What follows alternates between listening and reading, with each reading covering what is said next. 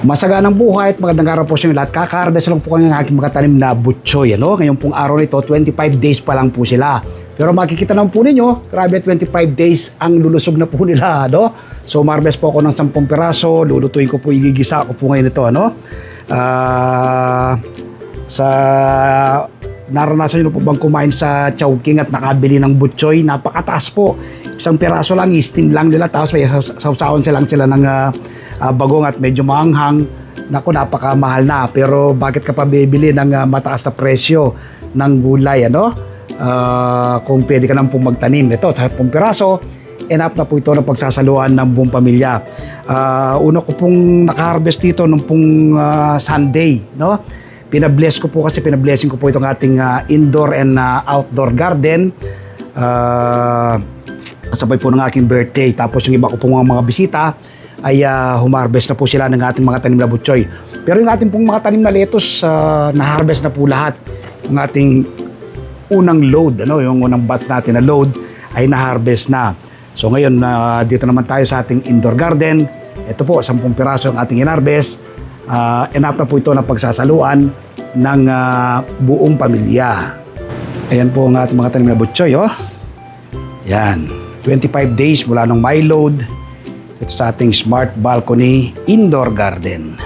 Sa mga gusto po palang magpa-customize ng greenhouse, indoor and outdoor, i-text nyo lang po ako sa 0917-867-5197. Magpakilala po kayo at sabihin lang pong concern po ninyo. Huwag pong tawag, text lang po 0917-867-5197. Dadaling ko po kayo sa tamang tao na gagawa ng yung dream greenhouse.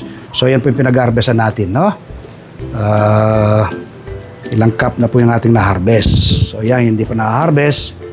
Ating mga tanim na butchoy, ang ganda po yan. May pechay, may kasama po tayo dito, mga strawberry. Ayan po. Yan.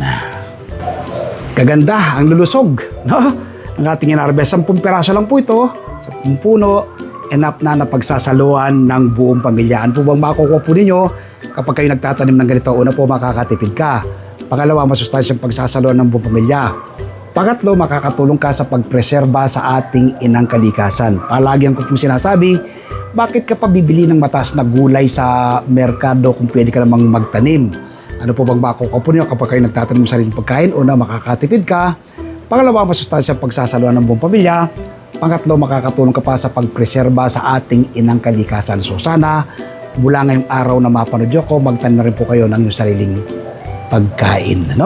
So invite ko po kayo every Sunday, panoorin ng ating TV show, Masaganang Buhay.